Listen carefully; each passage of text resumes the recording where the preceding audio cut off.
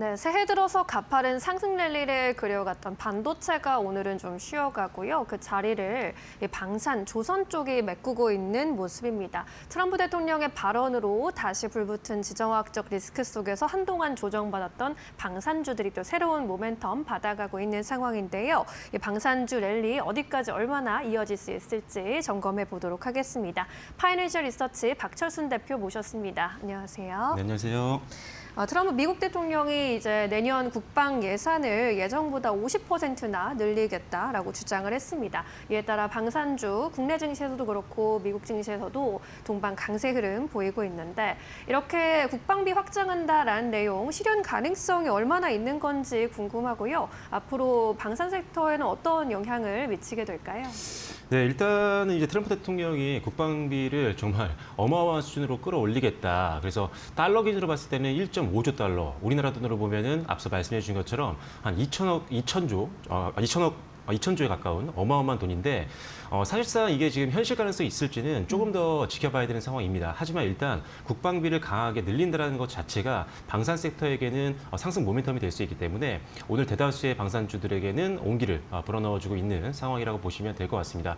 대표적인 시가총액 상위 기업들 빠지고 있는 종목들을 찾기가 어려울 정도로 대부분 다 지금 상승 흐름들이 이어지고 있는 상황인데 일단은 현재 이제 행정부 구상 단계라고 보시면 될 것 같습니다. 이제 의회가 또 통과가 돼야 되고 최종 단계까지 가기 위해서는 아직 절차들이 좀 많이 남아있다는 게 일단 조금 걸림돌이 될 수 있다라고 볼 수가 있을 것 같은데요.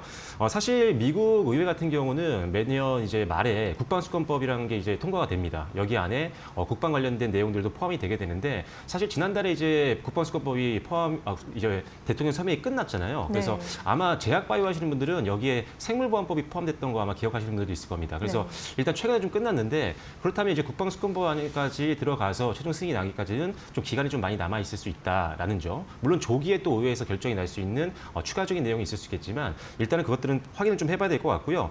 그리고 일단은 이 예산이 과연 지금 이렇게 증액을 했을 때 평가가 될 수 있느냐. 일단은 지금 미국의 재정 상태가 그만큼 충분하냐. 이 부분도 지금 파악을 해야 되는 부분이기 때문에 재정 상태에 따라서 이게 실현 가능성이 좀 낮아질 수도 있겠다라는 점도 참고를 좀 하셔야 될 것 같습니다. 그래서 일단은 정책적으로 이게 진행되려면 아직은 조금 여러 가지 통과 절차가 필요하다라는 점, 그리고 미국의 재무 상태가 현재 이 국방비 증액을 감당할 수 있는 정도로 충분하냐. 이 정도를 좀 파악해 봐야 될 것 같고요. 네. 다만 이제 정책적인 어떤 방향은 여전히 강합니다. 일단은 국방비를 증액하는 쪽은 맞는 것 같고요. 2배까지 올리기는 힘들어도 어느 정도 증액은 가능할 걸로 보고 있는 상태. 그리고 미국뿐만 아니라 유럽이라든지 대다수의 주요 글로벌 국가들 자체가 지금 대부분 다 국방비를 증액하는 게 트렌드입니다. 지금 안 올리고 있는 주요 기업들이 주요 글로벌 국가들이 없거든요. 그만큼 일단 방위비가 증액이 된다라고 한다면 방산주에게는 계속적으로 어떤 수요 확대와 더불어서 이익을 더 만들어낼 수 있는 환경이 만들어지는 거기 때문에 그런 것들을 감안한다면 일단 방산주에게는 이번 호재는 나쁠 것은 없다라고 보시면 될 것 같습니다. 네, 여러 가지 영향을 앞으로 어떻게 진행이 될 수 있을지 부분까지 한번 여쭤봤습니다. 이뿐만 아니라 세계 곳곳에서 요즘에 지정학적 갈등으로 번질 수 있을 만한 뉴스들이 많이 나오고 있습니다. 베네수엘라라든지 그린란드 관련 외신 뉴스 더해지면서 이 방산주에 대한 주목도가 전반적으로 더 높아지는 상황인데요. 그렇다 보니까 주요 방산주들이 지난해 말부터 올해 초까지 주가 흐름 꽤 괜찮았거든요. 이 랠리가 얼마나 좀 어디까지 더 이어질 거라고 보고 계신가요? 랠리가 저는 올해 계속 이어질 것 같습니다. 일단 물론 주가라는 게 등락은 당연히 있을 그쵸. 수가 있겠지만 방산주는 지금 이익에 대한 어떤 올해 전망치라든지 내년 전망치를 본다라고 한다면 대다수 우리가 알고 있는 대형주 같은 경우는 추가 상승 여력이 충분히 남아있다고 볼 수가 있을 것 같아요. 일단은 우리나라 같은 경우는 가장 작년에 주도를 했던 섹터 중에 대표주가 이제 방산주였는데 아시다시피 몇 년 동안 지금 전 세계적으로 전쟁이 너무나도 많이 일어났었고 지정학적 리스크가 계속 고조가 되는 상황이다 보니까 이제는 각국이 국방비를 올릴 수밖에 없는 상황입니다. 이게 가만히 있다가는 순간에 전쟁이 생긴다라고 하면 이거를 이제 대처할 수가 없는 상황이 벌어질 수가 있기 때문에 전반적으로 유럽이라든지 중동이라든지 미국을 중심으로 해서 대부분 다 지금 국방비를 늘려서 자국 방어를 하기 위해서 굉장히 투자를 많이 하고 있다는 거죠. 그러다 보니까 이렇게 지정학적 리스크가 불거졌을 때 많은 이제 무기를 생산할 수 있는 국가라든지 이제 기업들이 있는데 사실 가장 어떻게 보면 수혜를 많이 본 거는 우리나라라고 보면 됩니다. 있습니다. 일단 그동안은 사실 뭐 독일이라든지 뭐 중국이라든지 뭐 미국이라든지 원래 전통적으로 무기 강호였던 나라들도 있었지만 상대적으로 묻혀 있었던 우리나라 무기들이 이 지정학적 리스크가 계속 불거지면서 드디어 이제 이 퀄리티라든지 이런 것들에 대해서 인정을 받았다는 거죠. 그러다 보니까 작년에도 수주잔고가 역대급으로 쌓이기 시작을 했었고 실적도 대부분 다 역대급 신고가를 기록하고 있는 것들을 확인할 수가 있었다고 보시면 될 것 같습니다. 네. 여전히 퀄리티 좋고요. 납기일 빠르고 여러 가지 면에서 가성비가 좋기 때문에 계속적으로 수혜를 볼 수 있을 것 같고요. 거기다가 이제 삼성전자 이제 잠정 실적 발표 이후에 실적에 대한 기대감이 다시 한번 높아지고 있는 상황이고 특별히 지금 그동안은 테마주로 많이 움직였다라고 한다면 이제 CES가 마무리가 되고 이런 쪽에서 테마성 물량들이 좀 나온다라고 하면 이제 시장의 수급들은 이익이 좀 개선될 만한 종목들로 다시 들어갈 수 있습니다. 특별히 방산주 같은 경우는 최근까지도 조정을 좀 받았던 섹터였던 만큼 그런데 반면에 이익은 계속적으로 늘어나고 있는 것들이 확인이 되는 섹터이기 때문에 실적 시즌 앞두고 있는 상황에서는 역시나 방산주 쪽으로 수급 이동과 더불어서 지금의 반등은 좀 더 이어질 가능성이 있다라고 보여지고요. 네. 하나 더 말씀드리면 다음 달에 이제 월드 디펜스 쇼가 열립니다. 그래서 여기에 우리나라 지금 한 39개사 정도의 방산 기업들이 이제 참여를 하게 되고요. 역시나 여기서도 우리나라에 대한 무기에 대한 어떤 관심도는 계속적으로 강화될 걸로 예상하고 있기 때문에 여기서 또 추가적인 수치가 나올 수도 있거든요. 그래서 이 방산주에 대한 기대감은 지금 1월 달에도 있겠지만 2월 달에 주요 일정을 통해서 더 길어질 수 있겠다. 이렇게 보시면 좋을 것 같습니다. 네, 지금 여러 가지 상황이 K방산 업체들에게는 기회가 되고 있는 것이다라고 짚어주셨습니다. 오늘 또 그래서 방산주 분위기 좋고 한화 에어로스페이스의 경우에는 오늘 장중에 121만 9천 원까지 또 고점을 높이기도 했습니다. 놀라운 상승세인데 어떤 종목을 좀 국내 방산주 안에서 관심 가져보는 게 좋을까 궁금해집니다. 대표님은 어떤 종목 보고 계세요? 사실 지금 좋은 종목들이 너무 많은데 문제는 뭐냐면 신규 접근을 한다는 관점에서 본다라고 하면 어떤 종목을 잡아야 될까 생각을 해봤더니 저는 뭐 현대로템이 가장 무난하지 않을까 생각이 됩니다. 물론 뭐 하나에어로스페이스라든지 한국항공우주라든지 여러 가지 기업들이 좀 있겠지만 기본적으로 지금 최근에 급등이 너무 많이 나왔기 때문에 네. 신규로 아주 큰 비중을 넣기에는 좀 부담이 있는 건 사실인 것 같아요. 물론 일부 자금을 가지고 단기 트레이딩 관점에서 접근은 가능하겠지만 아니면 눌림목을 기다렸다가 공략하는 건 가능하겠지만 지금 매수한다라고 한다면 저는 현대로템이 정답이라고 생각을 합니다. 일단은 뭐 방산 쪽에 대한 실적 기대감이 너무나 높죠. 이제 폴란드 쪽에 대한 수주를 통해서 엄청난 수주 잔고를 만들어낸 게 바로 현대로템이었고요. 그리고 이를 바탕으로 해서 역대급 실적이 계속적으로 분기별로 그리고 연도별로도 확인이 되고 있는 게 바로 현대로템이다라고 보시면 될 것 같습니다. 폴란드 이제 추가 수주도 이제 기대가 되고 있는 그런 상황이라고 보시면 될 것 같고요. 최근에 이제 페루 쪽과 또 계약을 하나 체결을 했습니다. 그래서 실질적으로 실제 계약까지 이어진다라고 한다면 페루만으로도 상당한 실적 레벨업을 기대해 볼 수 있는 상황이라고 보시면 될 것 같고요. 페루가 이제 가장 기대감이 높은 국가라고 한다면 이어서 또 이라크라든지 루마니아 같은 경우도 K2 전차에 대한 어떤 수출 기대감이 더욱더 높아지고 있는 상황이어서 이런 것들이 계속 실제적으로 실제 계약으로 이어진다라고 하면 뭐 실적이야 뭐 걱정할 필요 없이 뭐 지금도 수장고만으로도 충분히 실적 레벨업을 기대해 볼 수 있지만 더욱더 높여나갈 수 있는 게 바로 현대로템이다라고 보시면 될 것 같습니다. 네. 그리고 사실 현대로템 하면은 방산 쪽만 많이들 집중을 하죠. 물론 방산 매출이 가장 크긴 합니다. 그런데 조금 아픈 손가락이었던 게 뭐냐면 어떻게 보면 철도 사업부였어요. 아니면 철도 사업부라든지 플랜트 쪽이었는데 이 철도 사업부가 이제 드디어 이제 손익분기점을 넘어서면서 이제 실적 기여도가 높아질 걸로 예상을 하고 있습니다. 특히나 이제 우리나라 쪽에서만 거의 내수용으로 많이 했었지만 이제는 글로벌 주요 국가들 쪽으로 수주를 따내고 실제로 공사가 들어가면서 일단 마진이 사실 해외 쪽 철도 사업이 훨씬 더 마진율이 높거든요. 그래서 올해부터 시작해서 철도 사업부의 수익 성장도 기대해 볼 수 있는 상황이라고 보시면 될 것 같고요. 더욱더 좀 기대가 되는 부분들은 사실 국내 시장 같은 경우는 이 현대로템의 철도 사업부가 다원시스랑 약간 양분하는 경쟁 관계였거든요. 그런데 다원시스를 갖고 있는 분들 아시겠지만 다원시스가 사실 신뢰도가 거의 많이 깨져 있는 상황입니다.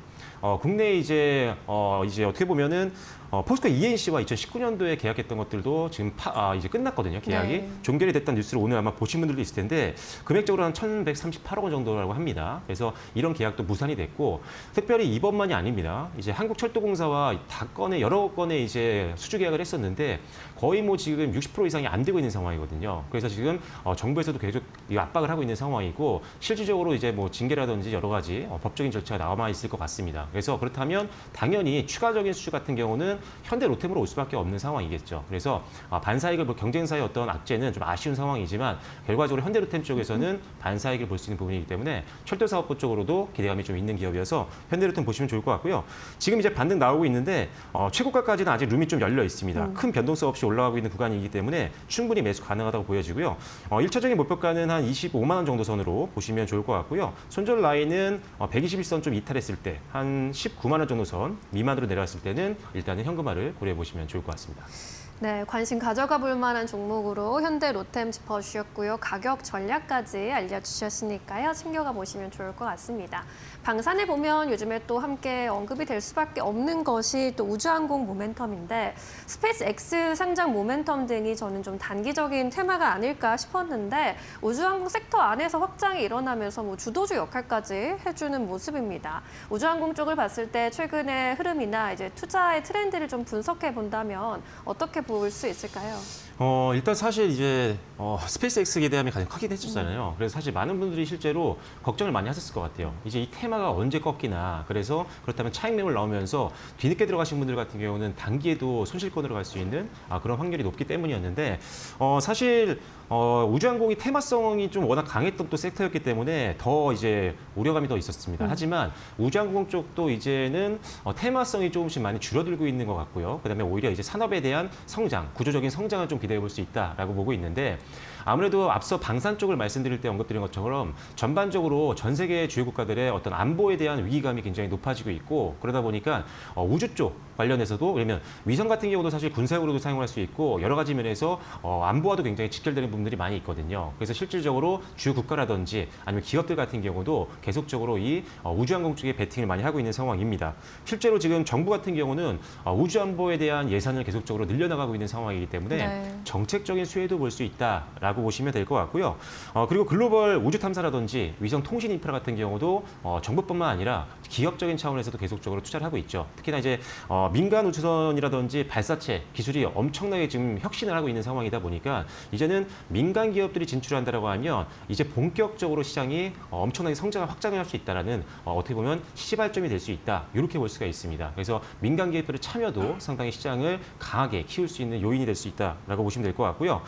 투자 관점에서 본다라고 한다면 일단 기본적으로는 테크 관련된 특히나 이 우주항공 기술을 갖고 있는 기업들 관련해서는 투자 관점에서도 솔직히 매력이 있다라고 보고 있습니다. 하지만 조금 더 본다라고 한다면 사실 개별 리스크는 좀 있을 수가 있거든요. 그러면 우주항공 관련된 ETF 쪽도 사실 시장에서 관심이 몰리고 있어요. 실제로 자금들이 좀 많이 유입되고 있는 것들이 확인이 되고 있기 때문에 만약에 개별 종목 분석할 수 있는 시간이 조금 부족하신 분들이라거나 분석이 좀 아직 어려우신 투자 좀 초심자분들 같은 경우는 우주항공 관련된 ETF를 조금 더 중장기적인 관점에서 베팅하는 것도 한번 고려해 보시면 좋겠다라고 생각을 하고 있습니다.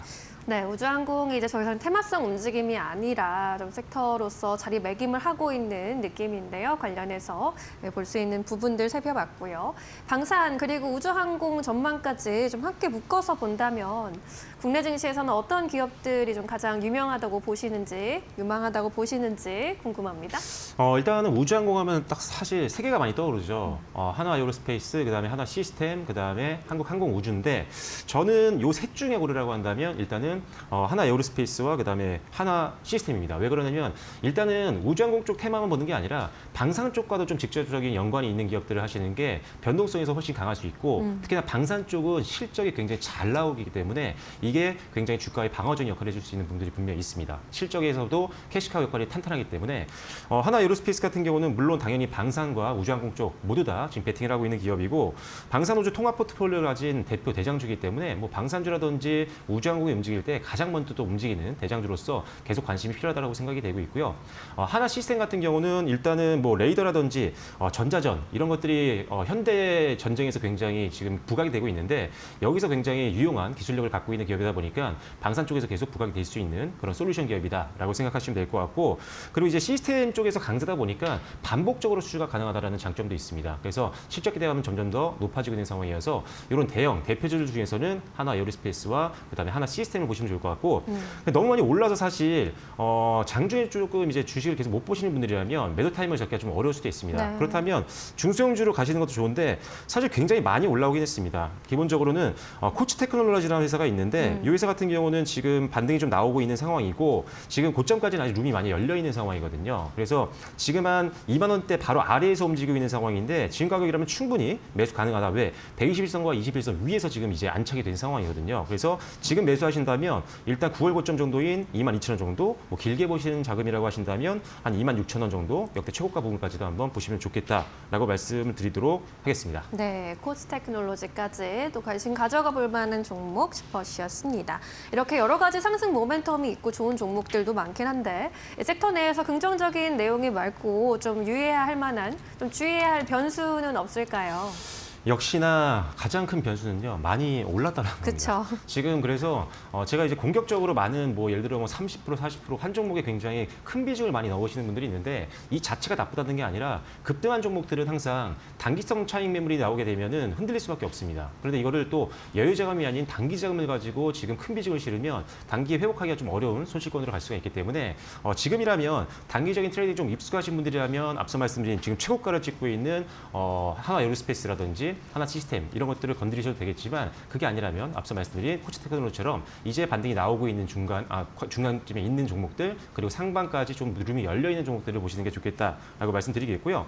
그다음에 개별적으로 지금 종목별로 리스크가 있을 수 있는데 이걸 또 분석을 못 하시는 분들도 있을 수 있습니다. 그게 나쁘다는 건 아니지만 그렇다라고 한다면 분산 투자의 개념에서 여러 종목들을 한꺼번에 바스켓으로 매매하시는 것도 고려해 볼 수 있겠지만 그것보다는 오히려 ETF 방산 관련된 ETF 쪽도 충분히 아직은 상승 가능성이 있기 때문에 오히려 그런 것들이 약수익이더라도 안정적인 수익을 가져가기에는 훨씬 더 좋은 대안이 될 수 있다. 이렇게 보시면 될 것 같고요. 네.